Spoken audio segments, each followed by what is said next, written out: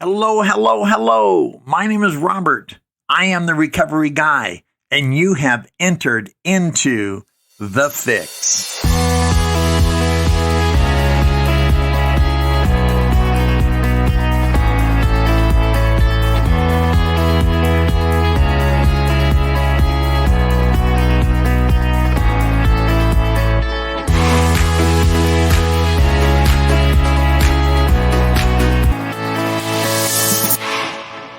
My name is Robert. I'm a recovered alcoholic. And let me get all set up here. It is good to be here. I really appreciate Daniel extending the invitation in Austin for allowing me to be here tonight. As a recovered alcoholic, my last drink was April 25th, 1986. And that is due to a loving God who I found out is crazy about me. Great sponsorship. Working the 12 steps of Alcoholics Anonymous and going to meetings. I was telling a couple of the men before the meeting started that there's really nothing different I do today than I did back in 1986 when I first got here. The only thing that's different is I sponsor individuals in the beginning, obviously. Obviously it says in the big book that you can't transmit something that you haven't got. And I didn't have a lot back then. But thank goodness there were men who had a lot and were willing to share with me, obviously, what I needed the most. And that was a place to go. I can't tell you how many times I've heard the preamble of Alcoholics Anonymous, where it says Alcoholics Anonymous is a fellowship of men and women who share their experience, strength, and help with each other, that we might solve our common problem and to help other alcoholics to achieve sobriety. In the beginning, I would have never admitted that I was alcoholic, because to me, that was a sign of weakness. But I knew how lonely I was. I knew that I was in desperate need of fellowship. By the time I got to the rooms of Alcoholics Anonymous, every significant person in my life had either left me or I left them. There was no one else. I had burned every bridge that was ever constructed, whether it was by me or someone else. I burnt my second marriage to the ground. I literally moved my children out of the way so I could go drink. My mom and dad would no longer talk to me. And if my brothers or sisters knew it was me calling, they would never answer the phone. I was completely unemployable, and I knew the law was after me. And there was no place left to hide. And I remember on the morning of February 9th of 1986, and I had gone out and I'd lost my job and I'd lost $1,000 again with free drinks in Las Vegas. I got sober in Las Vegas, by the way. And I remember I was at this place called Davy's Locker, and I woke up in my parents' condo, and they were already gone to work. And I looked in the mirror, as we do when we're getting ready. And you know those voices you hear where everyone is, I call it like the tabernacle choir. And there's voices in my head, and they were all saying in unison, Bobby, Bobby, Bobby, what are you doing? Because no one understood. I didn't even understand. And this particular morning, there were no voices. It was just silent. And I was convinced then and there that I was going to die. I was 32 years old, and I was dead. And there's nothing that scares men and women more than coming face to face with their own mortality. Nothing. For me anyway. And I walked into the living room, and for the first time in my life, in a way, I admitted I was alcoholic, because for some of you youngsters out there, we had this thing called the Yellow Pages, right? And there was an actual book, and I looked in under alcoholism. And I started calling numbers.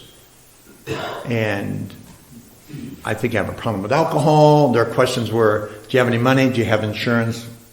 And then it was no, no, no. I don't have a job. I don't have insurance. I don't have any money. And it was usually click, click, click, click, click. And I finally found a place, Nevada Treatment Center in Las Vegas. They said, if you can get here with $50 within the next hour, we'll talk to you. And I called my dad up, and my dad had been sober a number of years at the time. And I said, Dad, I need a ride. I didn't have a car, didn't have a license. And he said, I said, if you get here, I need $50 and I need a ride. And I told him what was going on, and he got over there as quickly as he possibly could. And I got to the Nevada Treatment Center. And that was the beginning of my journey of February 9th of 1986. I would relapse after 71 days. And I didn't relapse because the program didn't work. I relapsed because I didn't work the program. It's very simple. Because you wanted me to be honest. And I was incapable of being honest. I was so afraid of honesty because I was convinced that if you knew everything there was to know about me, you wouldn't like me. You know, we say keep coming back, right? But you've never met anyone like me. That was my head. And I realized that if you knew what kind of adulterer I was, I mean, what kind of person literally moves their children out of the way so they can go get drunk and high? And the relationships and everything that there was about me, the kind of honesty, rigorous honesty that's necessary in recovery. I'd be the first person in the history of Alcoholics Anonymous that you would ask not to come back. So I tried to negotiate my level of honesty, and it was kind of like treating recovery like we go into a buffet. You ever go into Sizzler or Chuckarama, and we see some salad, and we see some green beans, we see some this, and we see some of that, and we see some of the other, and we negotiate what we want based on what our taste buds would require and how much our stomach volume would be. I mean, that's how we look at recovery. And we look at the stairs and say, I can do this one, I can do that one, but that inventory thing, forget about it. I'm going to set that aside. And in step 8 and 9, I'm only going to say I'm sorry to the people that I don't think harmed me. Anyone who harmed me, forget about it. They're not part of it. And I can take an inventory, but I can't be too honest, right? We negotiate our way around outside the door. And I was telling someone earlier, it doesn't surprise me when people relapse. It doesn't surprise me at all. Because I know this program works. I know rarely have we seen a person fail who has thoroughly followed our path. Those who do not recover are people who cannot or will not completely get themselves to this simple program. It's that simple. And if you think you're different than that, if you think you're unique, it's just terminal uniqueness. And it's kind of like terminal cancer. It's going to kill you. It's just a matter of time. That's why it says, surrender yourself to God as you understood God. Admit your faults to Him and to your fellows. Give freely of what you find. Clear away the wreckage of your past. Right? Where we come from, though, that's difficult to do. Because many of us, most of us in this room, probably started drinking and using somewhere between 12 and 16 years old. Most of us probably did.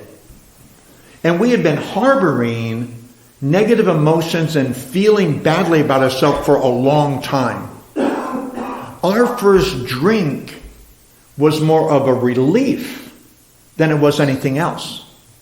Because so many of us, we believe we're nothing because we came from nothing. And we believe we're always going to be in nothing. And when I took my first drink when I was 14 years old, I was an almost.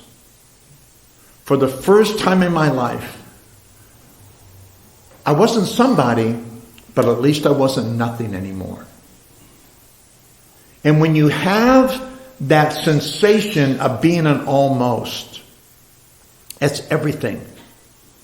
Again, I knew I was never going to amount to anything at all.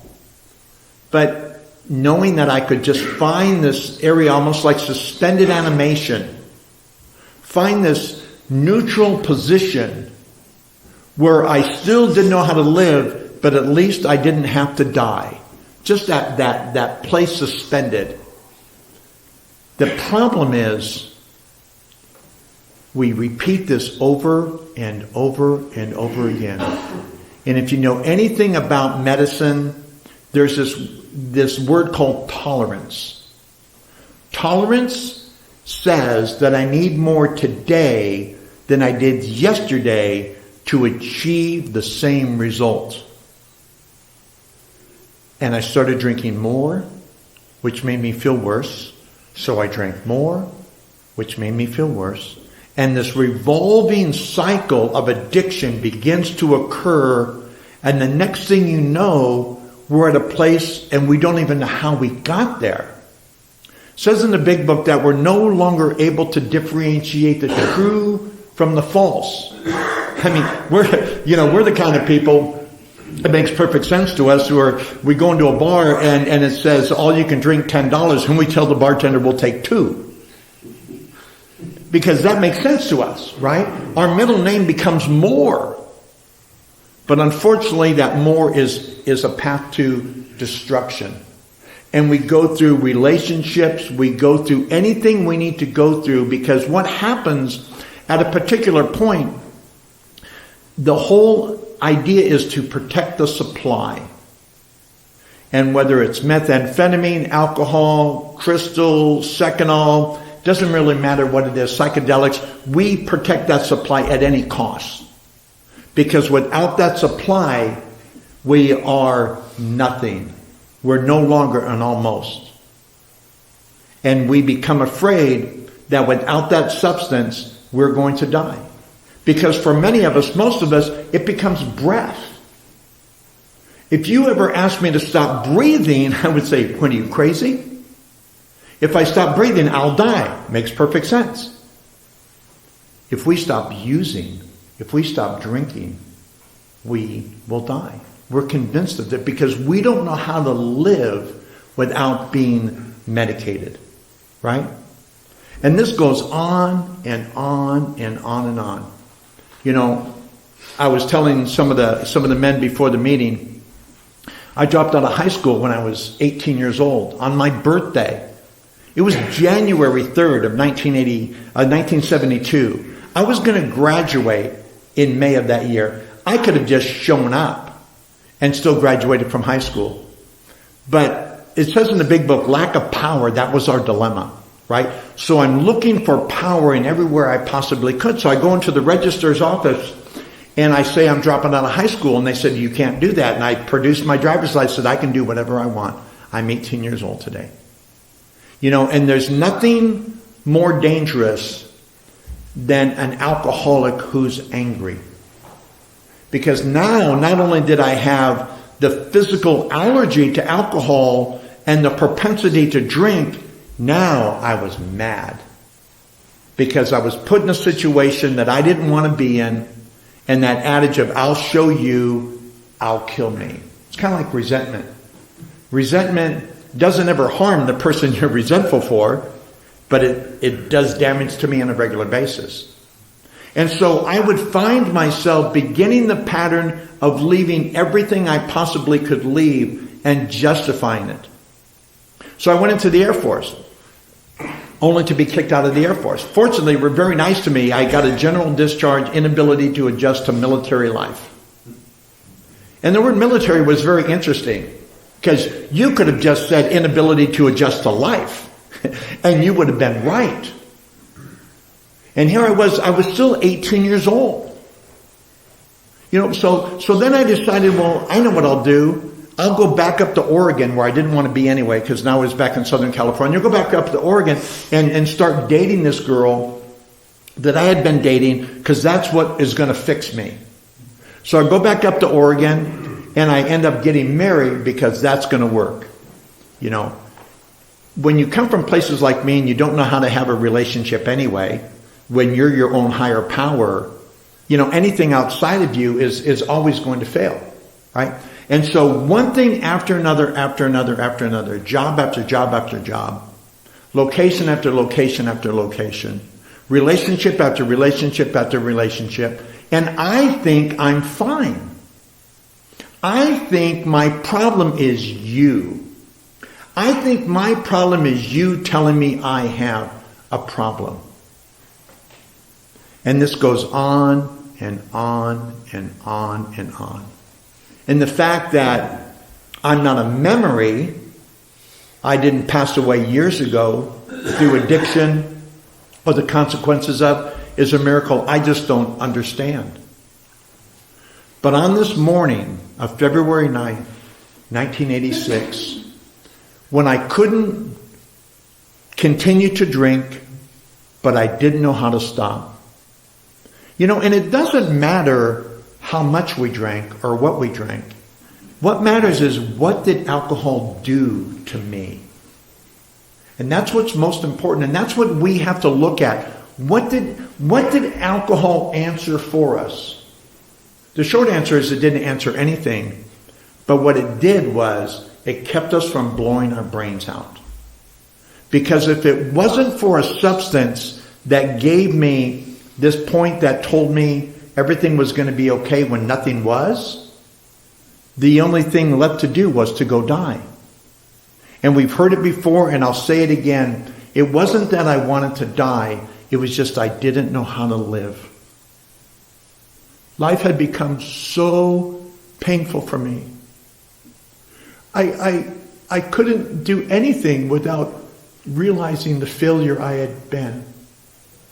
We talk about truth, honesty, open-mindedness, and willingness. There's a truth at 3 o'clock in the morning and the lights are out and no one else is there but you and your thoughts about you. And that's when we know. We would never admit it, because admitting I have a problem, I'm now responsible to do something about it. That's why it's so important. My name is Robert and I'm an alcoholic. I admit my faults, right? To God and to my fellows, right? That's what it says in the big book. But prior to that, I would admit that I knew who I was at that. And it's just a term, 3 o'clock in the morning, the lights are out. It's just, we picture ourselves in that moment when we're just alone with ourselves. We know. We would never admit it, but we know what the truth is. But to admit the truth means now I'm going to take responsibility for it. And we're not capable of being responsible. Because responsible takes honesty, and honesty is the furthest thing that we could ever be or ever have. Even before Alcoholics Anonymous back in 1985, I lived in Las Vegas. Like I said, I remember going to Gamblers Anonymous. Because again, protecting the supply, that's what we do. And I knew gambling was an issue. I thought if I could just get my gambling under control, maybe the alcohol would get under control as well. And I tried that for a while, and my alcoholism got worse. I started drinking more at home, because I wasn't drinking in the bar anymore, at the quarter slot machines or Keno or what have you, that I was playing computer poker. And the drinking got worse, and it got in different places than it wasn't before. So my alcoholism, my drinking, was actually compounded. And to a large degree, people would ask me, how did you get sober in Las Vegas? Well, how did you get sober in Rupert? I remember moving to Southern California back in 1987. And I would go to a meeting over in Fullerton Alano Club in California. And they would ask for out-of-town visitors. And I would say, my name is Robert, I'm from Las Vegas. And people would come up to me after the meeting and say, how'd you get sober in Vegas? I was still pretty new, 1.5 years, 2 years sober. And I thought it was like a trick question, right? And I would say, well, how'd you get sober here? And they would say, well, and I'd realize that's how we get sober in Las Vegas. And that's how you get sober here, right? The 12 steps, the plan of recovery, you go to meetings, you maintain a degree of sponsorability where you have a sponsor and you work with that sponsor, the things are the same. But I couldn't get there because, again, it demands rigorous honesty, and I could not be honest. Because where so many of us come from, the more you know about me, the more vulnerable I become. You take that which I think I need to exist. And I have lost so much already, losing more was not an option for me. So we cling to things that are killing us. And we think that is the same way, the proper way to go through life. And all the while we're dying. And we know we're dying, we just can't stop because we don't know how to live. Fortunately, in Las Vegas, it is really strong in Las Vegas as it is here in Salt Lake City and so on and so forth. And the minute I started going, the minute my life began to change. But again, it was only going to change to the degree of my own honesty. So I started going to meetings and I would meet these men and women who were happy and sober at the same time, which was unbelievable to me. I didn't know those two could exist side by side, and yet they were. And yet, again, that whole honesty thing got in the way. And as the honesty was set aside, unbeknownst to me, the pain grew and grew and grew. And as I was sharing with some men earlier during the barbecue, Father Martin in Chalk Talk, if you've never listened to it, go to YouTube, find Father Martin, find a Chalk Talk and listen to this guy. He said it's a natural human response to seek relief from that which is uncomfortable. Right? So if it's cold outside, you put on a jacket. If you have a headache, you take an aspirin. If it's raining, you use an umbrella. But what do you do if that which you are uncomfortable with is you? You no longer have the ability to live in your own skin. And alcoholism is an itch that demands to be scratched. Period. It's like having a rash. Eventually, you're going to scratch that thing, or you're going to do whatever it takes to get over the rash. There's no two ways about it. And it became necessary, and I only say this because I wasn't willing to be honest, so it became necessary that I go drink again. And I remember my dad found out I relapsed. First thing he did was take me to a motel called the Rhett Butler Motel on 15th and Fremont in Las Vegas. And he looked at me and he paid a week of the motel and he said, "Your mother and I aren't going to watch you die." My dad. He knew his son was dead. And he was not going to watch me die. And my dad was really bigger than me. And he turned around and he walked away. And you know when someone's shoulders are shrugging and you know they're crying? I would find out later that my dad was just weeping because he would never see me again alive. And I sat in this hotel room and I tried to recapture that feeling of being an almost. I knew I couldn't stay sober. So if I could just be an almost again, I would be okay. And I went across the street to the bar, the Sundowner Saloon, and tried to find that right combination of scotch and beer, and I just couldn't do it. And I sat up in my hotel room for 5 days and just tried to get as drunk as I could to be an almost. And then I remembered Alcoholics Anonymous. And I started remembering the people that I had met along the way. And I thought, I can't die.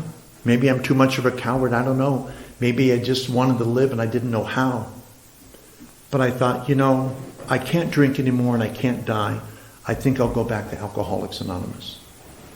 And that morning, April 25th of 1986 is when I came back to the rooms. There was a little club called The Turning Point in Las Vegas. And I used to go to this late lunch bunch meeting, 12:30 every day, Monday through Friday.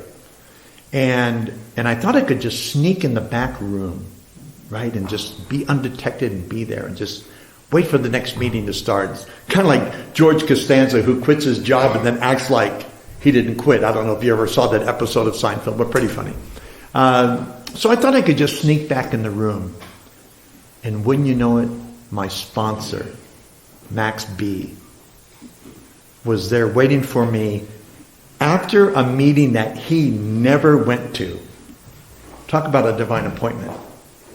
So here I am, face to face with Max and feeling guilty, but it wasn't based on anything he did or said. He looked at me and he said, "Are you ready?" And I said, "Max, I'm ready. I really need this." He said, you don't understand. And I said, "Well, Max, I really want this." He said, "No, this is not a program for people who want it.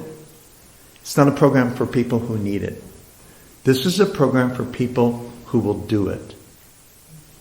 It says in the big book, if you want what we have and are willing to go to any lengths to get it, then you're ready to take certain steps. There are a lot of people in this room who really want this program. I don't doubt it for a second. Unfortunately, there's a lot of people in this room who won't be sober next week. We have to be willing to go to any length to get it. And Max and I discussed that, and we got on our knees and we did the third step prayer. And that was the beginning of me being honest. And I began to reveal myself to Max in a way that I'd never shared with anyone before. And that wouldn't be enough for me. I thought I could be a little bit more honest, but not completely honest. Not painstaking. It says if you're painstaking about this phase of our development, you'll be amazed before you're halfway through. I was kind of honest, but not in a painstaking way. I wasn't ready to reveal myself to the way that we need to reveal ourselves to get through this pain, so I didn't have to go medicate anymore. And I remember about 6 months sober, and I was playing with the steps, and by this time Max had moved out of town. Jack Fisher had become my sponsor, who was actually my sponsor for 33 years until he died of cancer. I've never been in AA without a sponsor. I had a sponsor my first week who just celebrated 38 years of sobriety. My sponsor today has 43 years of recovery.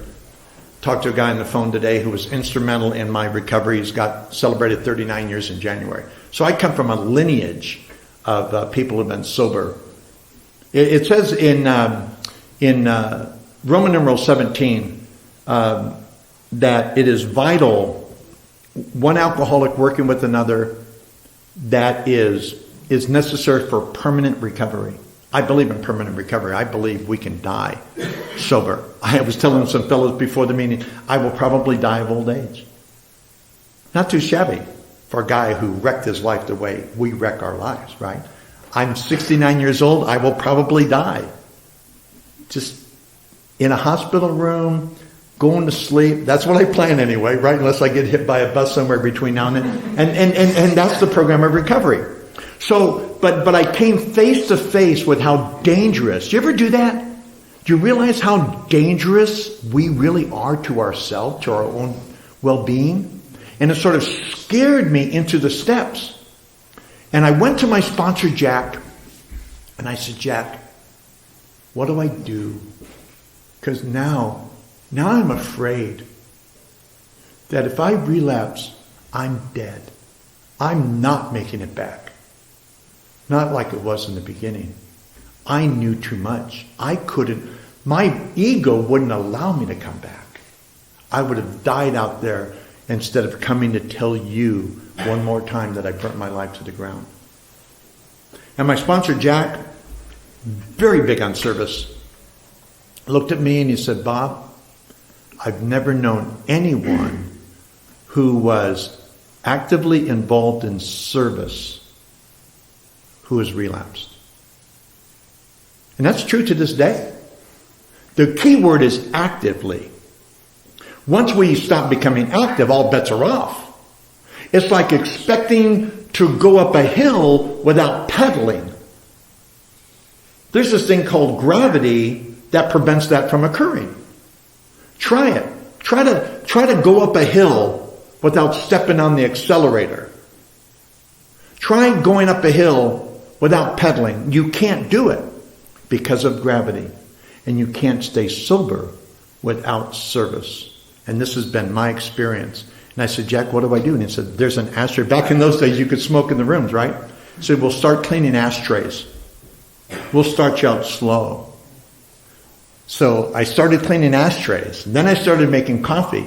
Then he called me up and said, hey, we have this 12-step call.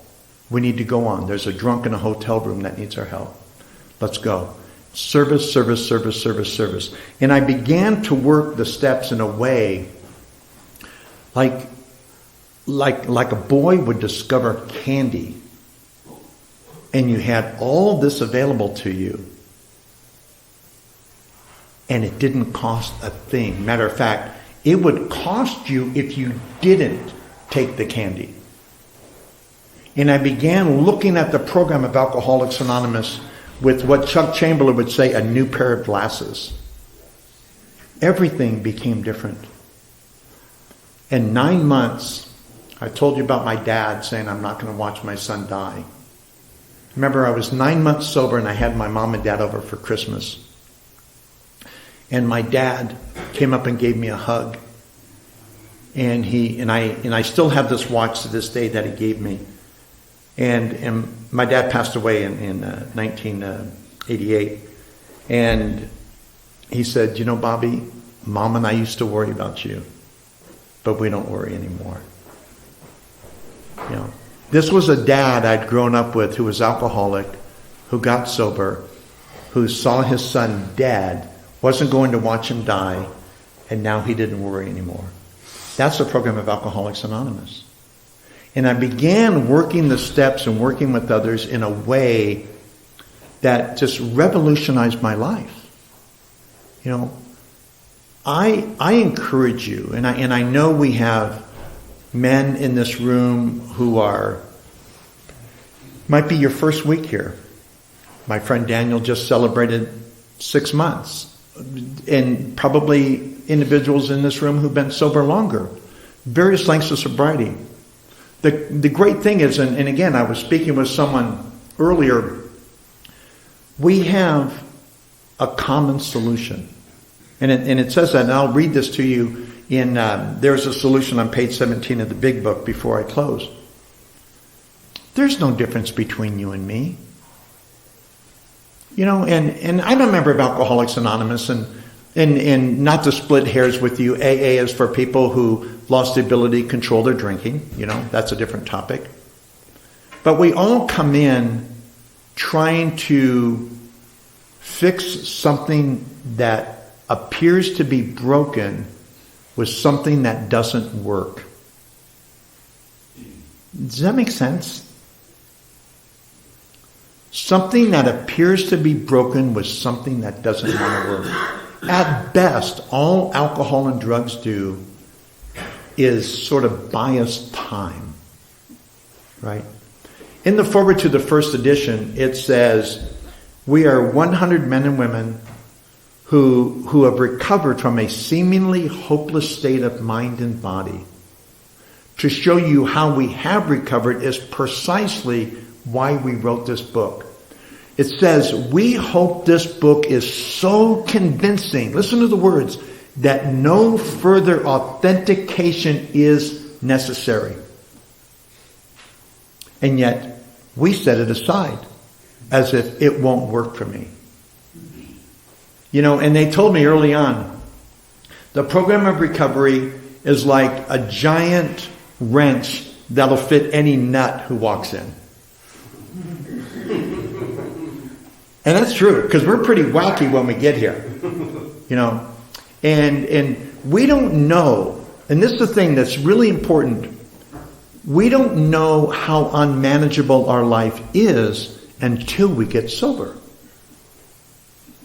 The minute we think it's unmanageable, we just drink or use. And it becomes manageable once again. Because now we're in almost one more time, right? We understand the depth of our insanity when we stop medicating. That is one of the reasons we need the fellowship as much as possible. You know, the fellowship is not recovery. and recovery is not fellowship. They are a combination. It's kind of like mercy and grace. They're distinctively different, but they work in tandem to help support each other. It's kind of like a higher power. It doesn't really matter what your higher power is. It matters what your higher power does. That's where we agree. Your higher power may be Yahweh. It may be one of the 7 manifestations of Baha'i faith. It may be a sunset. It may be a sunrise. It may be mountains. It may be a 300-year-old oak tree or redwood. It may be Yahweh. It may be anything. And it doesn't matter in AA. But does that higher power want you to be happy, joyous, and free? Because it says in the big book, we are sure that God wants us to be happy, joyous, and free. And if we're not on that path, is it because we have a higher power, probably self, that doesn't allow me to be happy, joyous, and free because I'm still upset with you?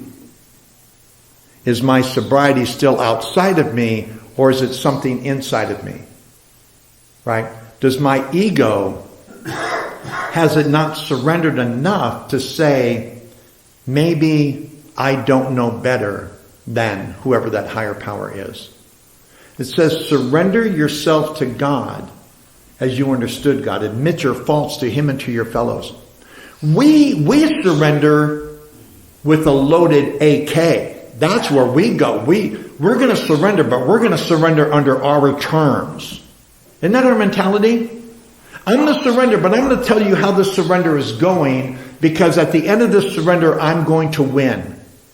That's not surrender. That's called negotiation.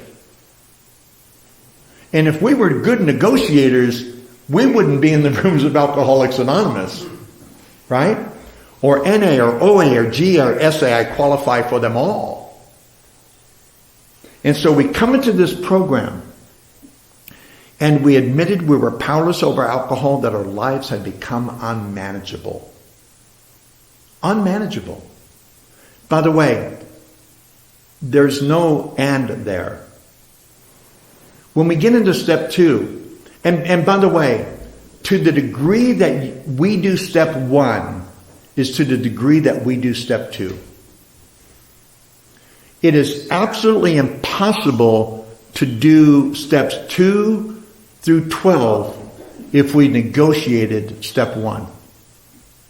If you read the 12 and 12, and I recommend that you do, the big book is obviously the Bible of recovery from my standpoint. But the 12 and 12, in step 1, Bill says that who likes to admit complete defeat? Practically no one.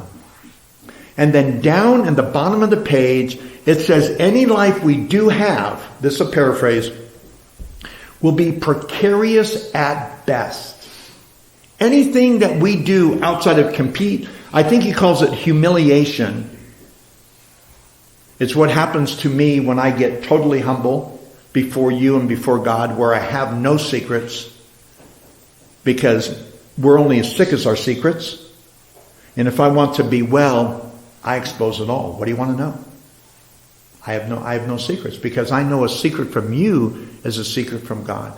And a secret from God, it inhibits my ability to get well.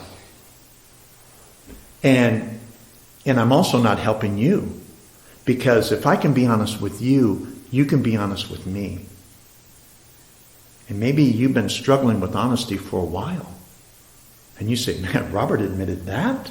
Well, if Robert admitted that, I can admit that. And you become feeling better about yourself, because the things that we were harboring that caused us anxiety and pain and discomfort and the need to medicate, they're relieved. You know, when you relieve pressure out of a Instapot or whatever, you can now take the lid off. I use an Instapot a lot for my hard-boiled eggs and things and cooking down beef. And you know, it's impossible to get that lid off. Not only that, it's dangerous. Remember an old radiator cap?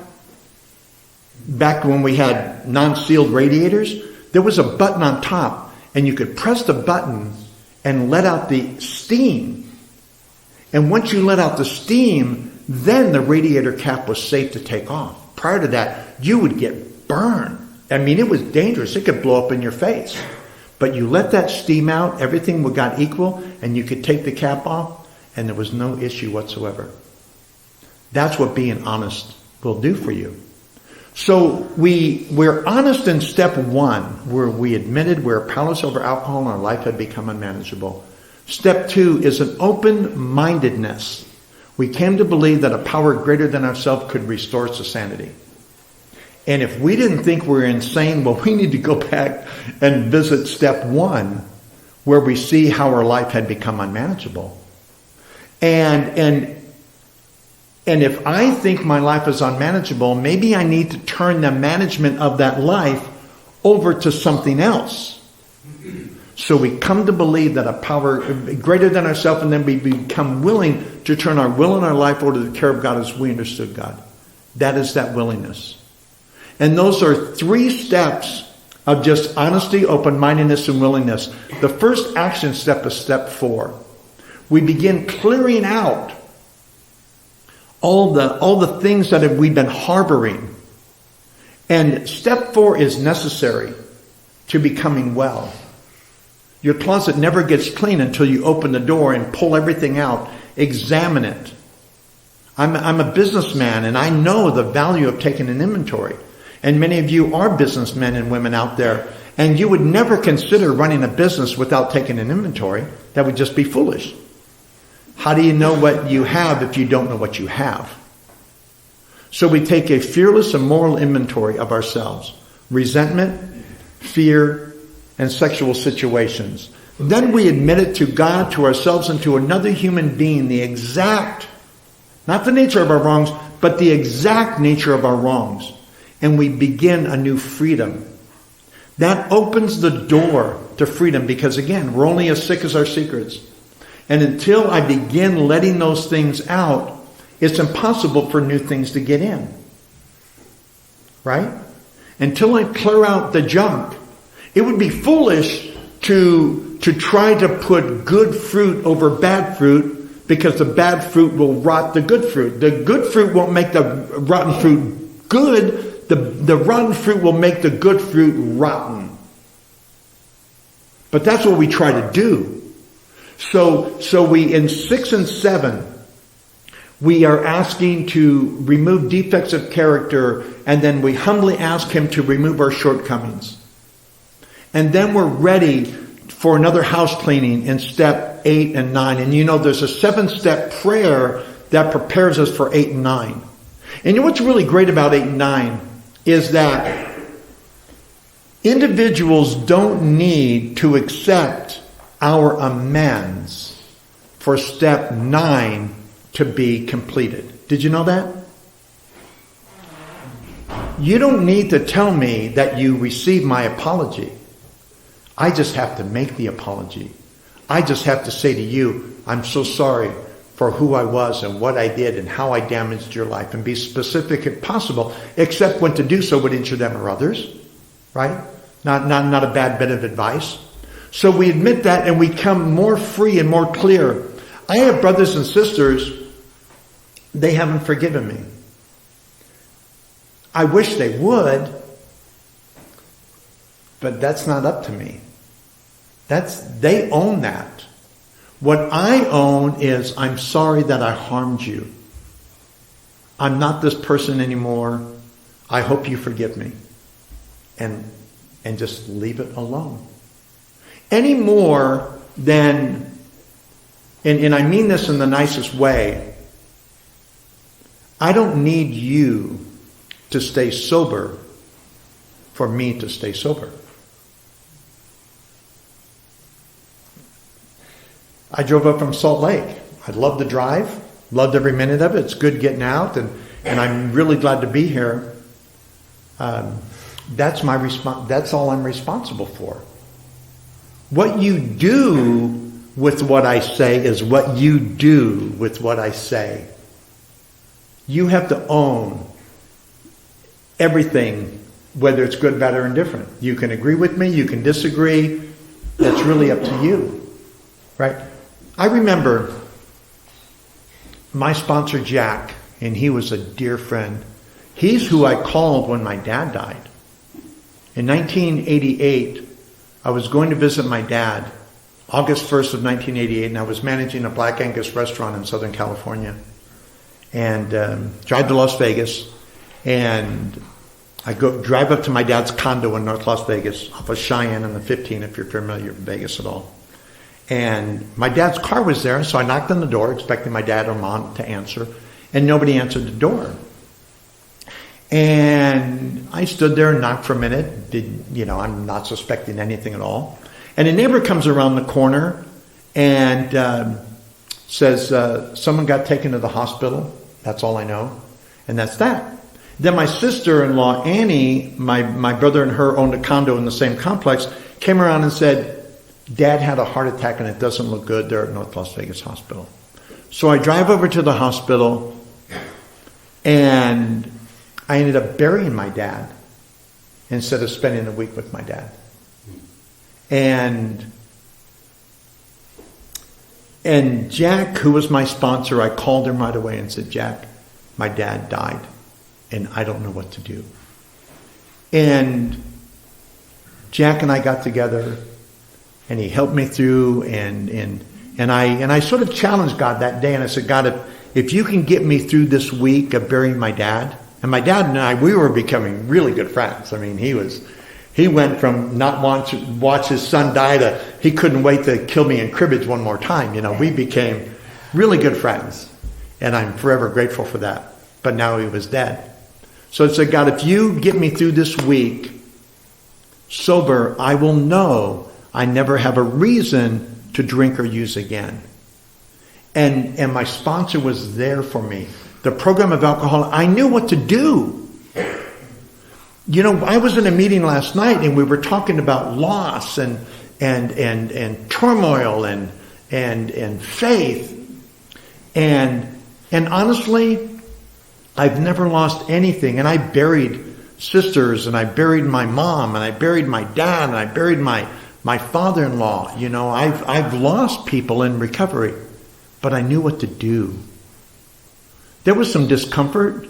There were some challenging moments, but nothing like getting over the trauma of your own daughters calling someone else dad. And there's nothing you can do about it. Nothing. And you're sober. That's why we have to clear away the wreckage of our past, because if we don't, it will kill us in sobriety. So then we get to step 10. And I love the wisdom of my sponsor, Will. Matter of fact, when my sponsor, Jack, I'll tell you this, and why I'm so strong in recovery to this day. I went and I was talking to my sponsor, Jack. He was on his deathbed, dying of cancer in January of 2019. And I went to Jack and I said, Jack, what do I tell him? Because I knew he was dead and it would be the last time I saw him. So Jack, what do I tell him when you die? And in his cancer-ridden voice, I got real close to him. He said, Bob, tell him it works. And I went down into the parking lot and I began to cry because I love my sponsor as much as I've ever loved any person.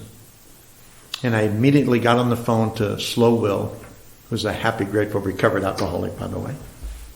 And he knew Jack. He was friends of Jack in Las Vegas. He lived in Missouri at the time. And I said, Will, Jack's dying. And I just need you to be my sponsor. Will you be there for me? And it's so important that you know that. Because I would never tell, Daniel and I are very close. Daniel is sponsored by someone I sponsor. And I would never tell Daniel to do anything that I don't do. So when I look at Daniel and say, are you listening to your sponsor? It's only because I listen to my sponsor. Are you working the steps? Only because I work the steps. Are you reading your big book? Only because I read your big book. When was the last time you went to a meeting? I've gone to 4 meetings this week, right? We continue to do, and that's where step 10 really comes into play. And I know it's premature for most of you in this room, but my sponsor, Will, says we continue to take our personal inventory, and when we were wrong, promptly admitted it. Will says if we clear away the wreckage of our present, it doesn't become the wreckage of our past. So now I'm even. It's level ground. And you know, when I drove in here tonight, I saw all the fields growing various produce, corn, and it looked like cabbage or something under the ground, maybe lettuce, I don't know. But I saw a lot of combines, right? There was a lot of farm equipment, and that farm equipment just doesn't sit there any more than the crops harvest themselves. There's people every day who get on those combines, get on those harvesters. They start the engine up. They go back to the rows. They start cleaning. Not only are they prepping for their next season, the next plant, but they're clearing away the wreckage of their present. And they're getting it ready. They're readying the soil. And it's the same thing we do in recovery. So I continue to take a personal inventory, and when I'm wrong, promptly admit it. The big book says we do that as a daily house cleaning. We do as a periodic, a daily house cleaning, a semi-annual, and an annual house cleaning. Some of us like to go on retreats. Which reminds me of my humanity. How frail. See, I have a spiritual malady. As a chronic alcoholic, it's never safe for me to consume any alcohol to any degree in any form whatsoever. But if I don't drink, the phenomena of craving never occurs. So what else is there?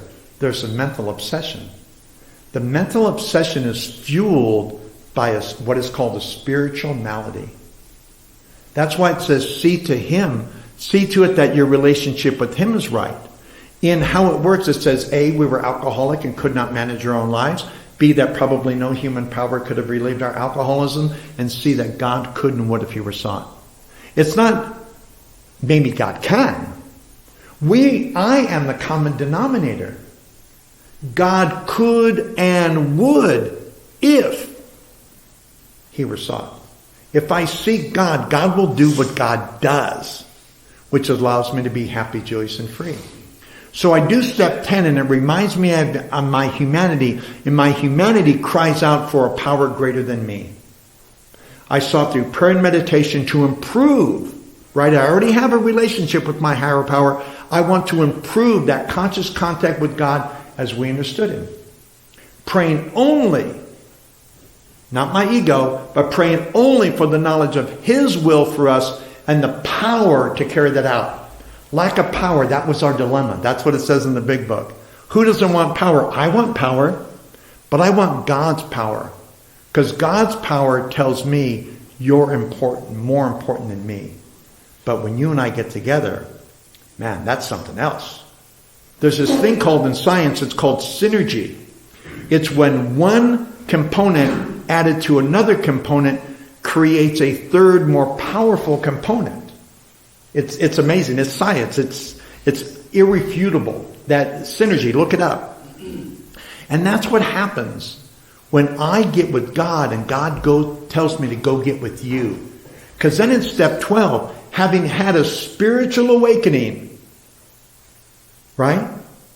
So contact with God.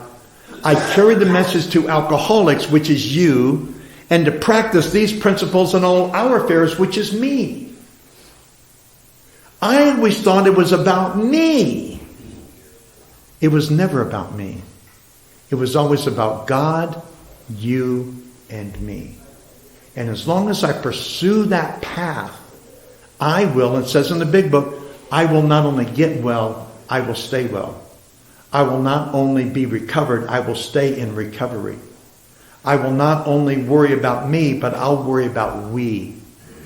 You know, our first tradition says, our common welfare should come first. Personal recovery depends upon AA unity.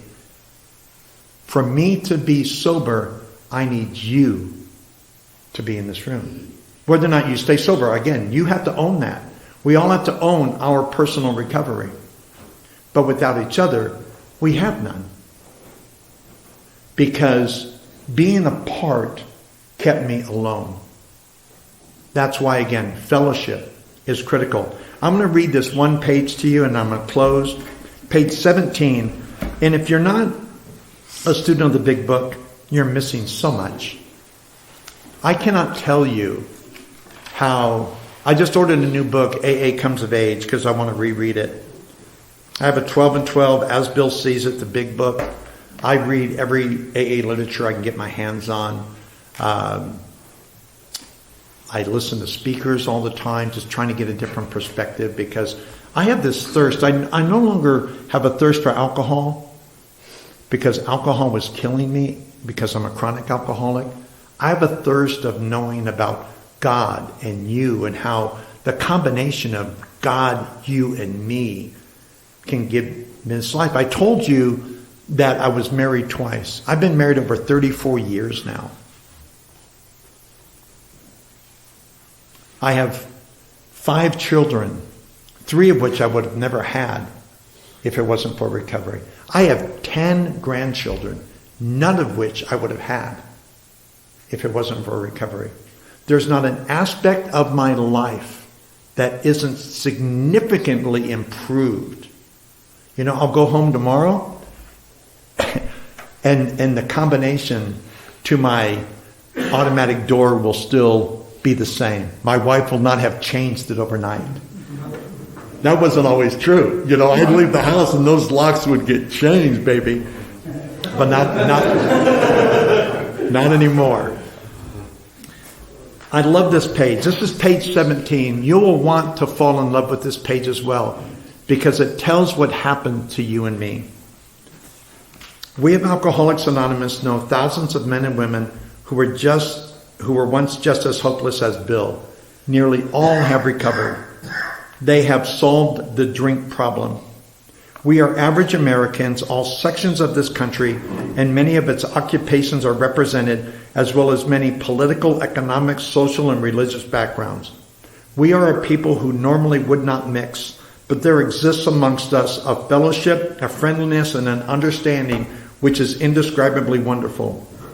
We are like the passengers of a great liner the moment after rescue from shipwreck, when camaraderie, joyousness, and democracy pervade the vessel from steerage to captain's table. Unlike the feeling of the ship's passengers, however, our joy and escape from disaster does not subside as we go our own individual ways. The feeling of having shared in a common peril is one element in the powerful cement which now binds us, but that in itself would have not held us together as we are now joined. The tremendous fact for every one of us is that we have discovered a common solution. We have a way out on which we can absolutely agree and join in brotherly and harmonious action. This is the great news this book carries to those who suffer from alcoholism. My name is Robert. I'm alcoholic.